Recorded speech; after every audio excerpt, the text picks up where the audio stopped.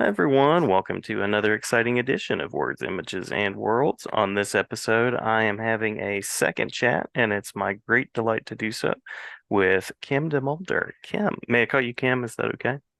Absolutely so. All right, all right. Well, thank you for By the coming way, back. Yes, go by the ahead. way, Uh-huh. I don't know if we talked about this before or not, but my name Kim used to be a man's name. I I can't wanted to remember point if we out talked that about that or not. I just, well, a few weeks ago, finally got around to reading Rudyard Kipling's book called Kim. Mm-hmm. I don't know if you're familiar with it. I never read it up until just now, and I thought, there's my namesake. I should read that. And it turned out to be a really nice book. I might Nice. recommend that to anybody that's interested in, Indiana Jones kind of adventure stuff. That's what it's all about, really. This guy named Kim goes to India and has all sorts of adventures. Cool. Very cool. Always up for the Kipling references, in addition to comics and all sorts of storytelling around here. So another recommendation with that, if you enjoyed Rudyard Kipling, is J.M. Ketzaya's kind of update of Foe, uh, which I'm is not kind of familiar like with that one. the Robinson Crusoe, Daniel Defoe story, Oh, retold a little okay. bit. So, That would um, be interesting. yeah, yeah. Um, but let's talk about you and your creating. The last time we were talking, you held up a really, really attractive Batman piece that you were working on. It was a landscape, and so I'm That curious must to be hear how that's the going. probably that collage piece, right? Mm-hmm. Right. That's all finished off. Um, I love doing collage work, and of course, Batman's really cool anyway. Right. So it worked out nicely. A lot of the collage elements, it's basically, for anyone that hadn't seen it last time, that's my version of Gotham City. Mm-hmm. It's composed of a lot of different collage elements, and a lot of the collage elements are actually like computer parts and bits and pieces of all sorts of different things. Um, and Yeah. I find using those 3D elements actually really brings a lot of attention to the work. People that can see the original do those kind of, oh, check that out, the double take kind of a thing. Mm-hmm. So that Hmm. was fun to do. Yeah. Very cool. How do you decide the approach that you want to take for projects that you're working on like that? Nowadays, with the advent of computer technology, I do a lot of my arranging and rearranging in Photoshop. Most of my layouts nowadays are done as like digital collages. Um, Mm-hmm. I'll get all the little elements that I would like to try to get together in whatever work I'm putting together and literally make a digital collage out of it. Before the advent of computers, I used to do that by literally cutting things out, putting them on a board, turning them around and rearranging them as much as I could. But the advantage of Photoshop and any digital course is that you can change the shape and size and color in any way you want. So it's Mm-hmm. really opened me up to trying out literally anything. Um, Photoshop and the other digital programs have something magical called Command Z, the undo Mm-hmm. function. So Yeah, literally, you can try anything. And if it doesn't work, you've got undo. yeah, yeah. Lovely, lovely option. Uh, what are the tools, the approaches that you most like to use? You mentioned collage. Yeah. What helps you get what you're after? Well, I started doing some collages probably about 20 or 25 years ago, just for something different to do. I'm always trying to find new ways of doing things because, I personally find if I'm stuck always rendering things the same way, it gets monotonous. No matter how much you love something, no matter how much you love something, if you do it enough, eventually you're going to get a little tired of it. Hmm. So Hmm. I'm always trying to come up with something that'll challenge me artistically and be interesting for me to do as an artist. And that was just, something I thought I'd try. I don't even remember what originally inspired me to do that, but um, I tried a few things and I liked what was happening. And basically, I just continued from there. I use all elements of collage. Mechanical bits, as I said, computer bits, but I also use, all sorts of pieces of jewelry and um, cloth and all kinds of other stuff like that. Stuff that I used to wear that doesn't work out so much anymore. It doesn't fit me or whatever. I don't throw it away. It becomes collage elements. And again, as I was saying, it's so easy to try these things out in the digital programs like Photoshop. Um, Literally, I can try anything I want. What I used to do with the collages, um, if they were extensive pieces, I mean, if they had a lot of collage elements in them, I would get all the elements together and just put them on a large illustration board without actually pasting them down or adhering them in any way. Literally just moving things around until the position I had, then I would take a photograph of it and basically just wipe it all out, do the painting, and then start the somewhat tedious process of gluing every little tiny piece in place. Thank God for super glue. I'm always impressed with the process and how many steps there are, because I think sometimes people look at the finished work and you just don't realize all of the thought, the intention, and the time that goes into it. There is I don't, I'm sure I mentioned last time that I've been teaching at the Kubert School for quite a while now. So a lot of the things I say I relate back to what I teach in class. And that is one of the things that I try to go over with the students as much as possible, all the different ways of possibly rendering things you can do. And of course, as we all know, digital has been thrown into the mix now. You don't even have to pick up a brush or a quill or a bottle of ink. You can just go right straight to digital if that's your what you care to do. But I really love, as I said, that experimental process, trying things out, seeing what happens, and literally so much of what I have now as artistic abilities is just almost entirely through trial and error. You try something out, oh, that doesn't work. If it doesn't work, then you don't need to waste any more time with it. Um, but as I say, I really love doing that. Excuse me. When I was working on DC's Swamp Thing book in the early 90s, way back when last century, um, I found it kind of almost a necessary thing for me to bring out as many textural kind of techniques as I could. I think it was important to have that kind of look to the book. So it was me trying out lots of different things to get those different textures, including um, inking with stuff other than pens or brushes. I ink a lot with brushes. I only use a little bit of pen work to do some of the more tiny little detailed stuff. But I also found that picking up a piece of cloth, if you put that into the right little shape and dip that into some ink, and then dab that on the page, you'll get some interesting textures out of it. And literally, I tried all kinds of different things like that, pieces of cloth, sponges, using the wrong end of the brush, actually, to do stippling or whatever, a whole variety of things. At the time, I was really kind of evilly intentioned looking at my cat's tail and thinking, I think I can do something with that. But it's just as I said, a matter of trying stuff out and see what happens. I've gotten to the point now where I can kind of anticipate what these more or less kind of spontaneous techniques might look like, and work that into the work, plan it so I know what's going to happen out of it.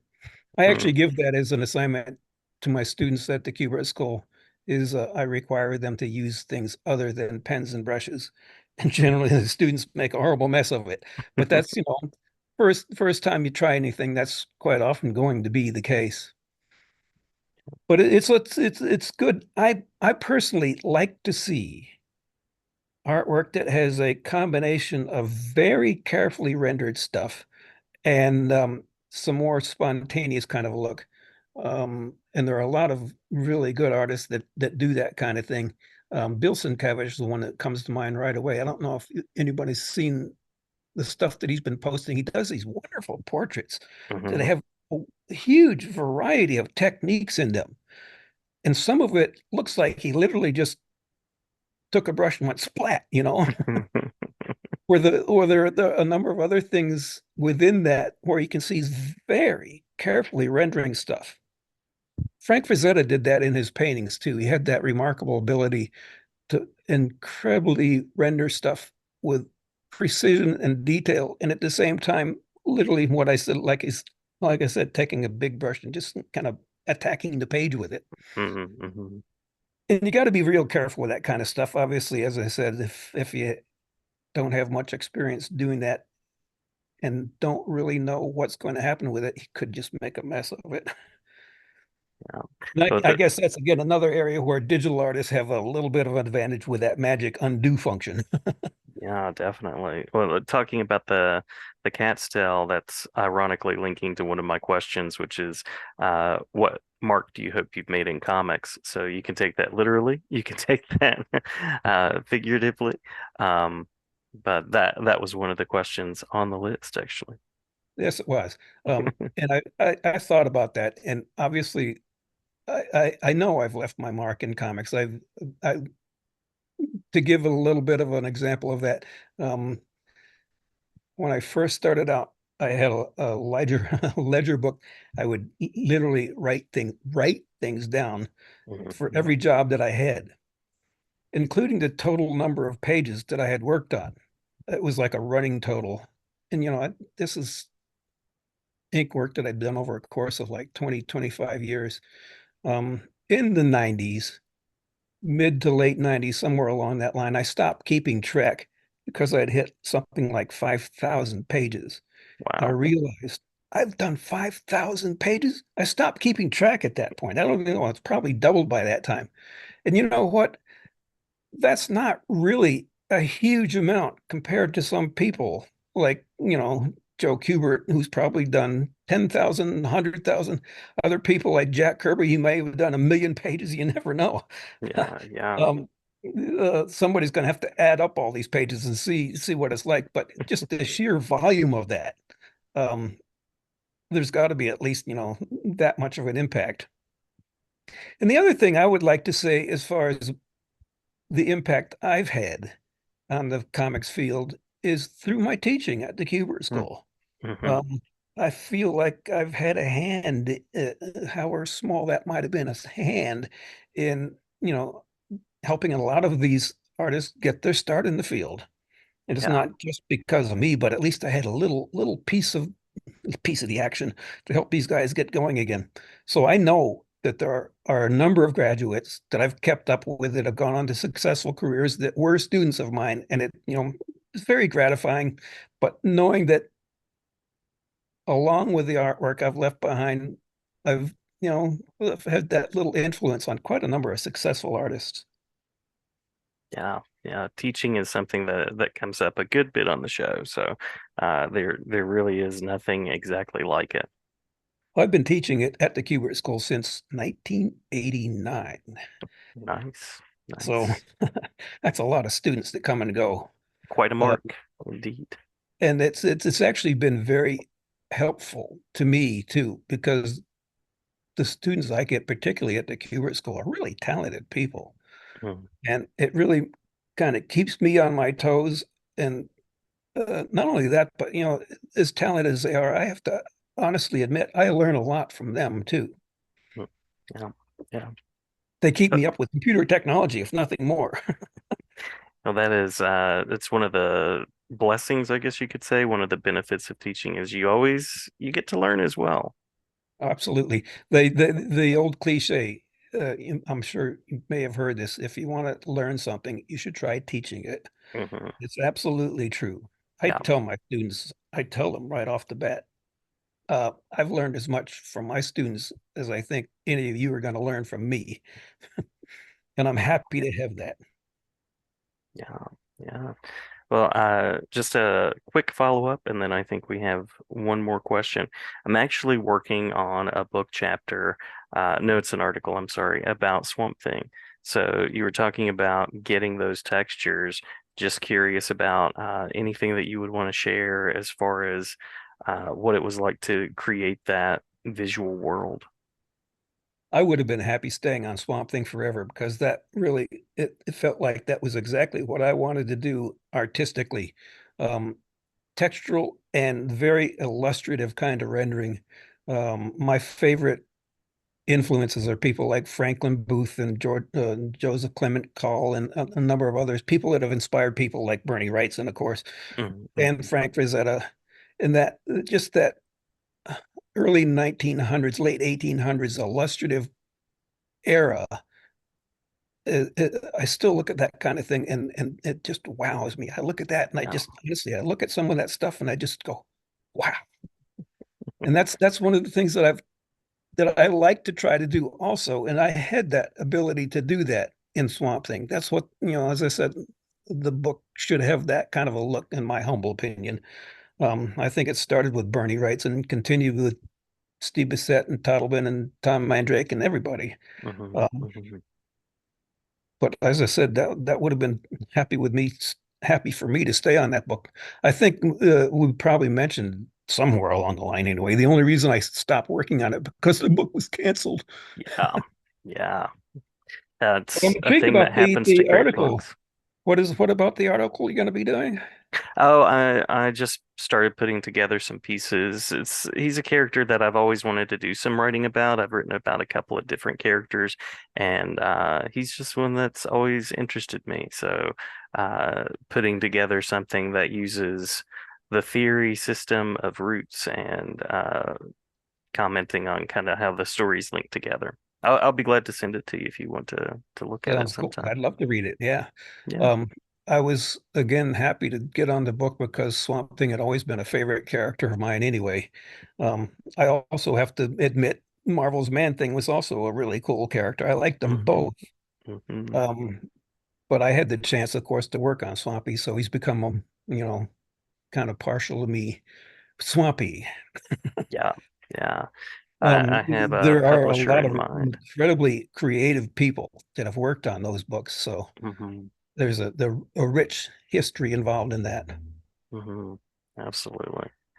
Yeah. Well, glad to send a copy your way, and I have a publisher in mind, so hopefully they will accept it. And uh, if not, we'll send it They'd be somewhere else stupid not because to. that's what we do. Well, thanks. Thank you. That's kind. Um, so final official question, and of course we can touch anything that we've missed. And that question is anything that you're working on, any projects that you're currently taking on that you'd like to mention, as well as the spaces where people can connect with you.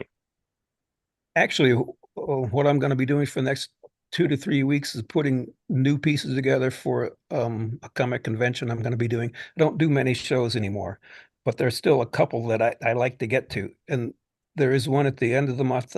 I think it's like the 21st, 22nd, 23rd in Morristown, New Jersey, called the Garden State Comic Fest. Hmm. So I've been Hmm. going to that one for a number of years, and I find it a really good show. And I'm looking forward to that. I'm doing several new pieces. I just today started a new piece, and it was based on the fact that I found this interesting pose of a very attractive woman with a kind of an attitude to her, Hmm. which I like that. One of the things that I like to do, of course, is use real people. If I can't shoot my own reference, then I try to find some interesting photographs online, which, zillions of them nowadays. But I always try to find something that's a little bit outside the norm of what you would usually find in some sort of pose or suggestive facial features or whatever.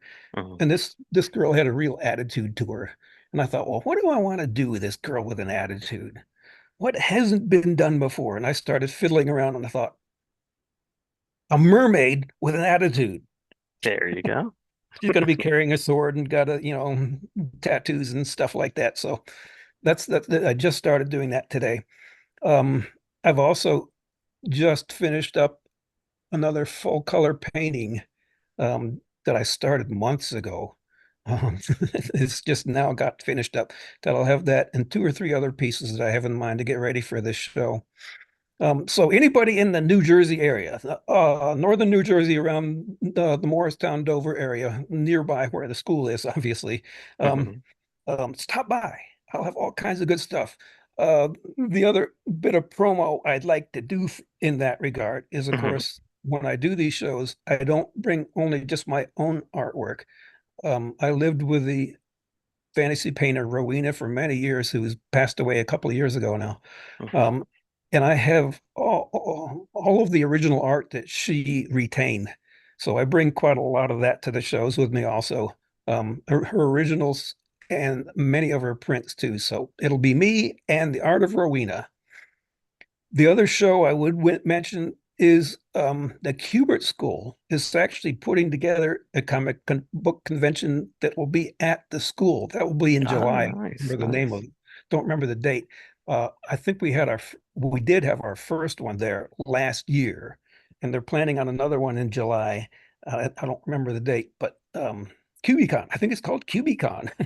Nice, nice. Anybody in that same Dover, New Jersey area, there's the place to be. Fantastic. Well, it sounds like you have busy travels and sharing ahead, and always excited to hear about the things that you're working on, and always excited to talk about the lineage of what you've created as well. So greatly appreciate the time. I will continue to post art mostly on Facebook. So anybody interested, until this AI stuff starts scraping everything in sight, I'm going to Hmm. keep posting there because it's still as good of an exposure as I think I can find most anywhere. Yeah, yeah. Well, I'll be following along there. And did we miss anything in the talk through that you want to make sure to mention before we close? Uh, it's raining cats and dogs right here. I'm sitting No. here looking out my window. Man, it's pouring. Well, stay dry, and hope to have another chat at some point in the near future. Jason, it's been a pleasure. Thank you very much. Thank you so much.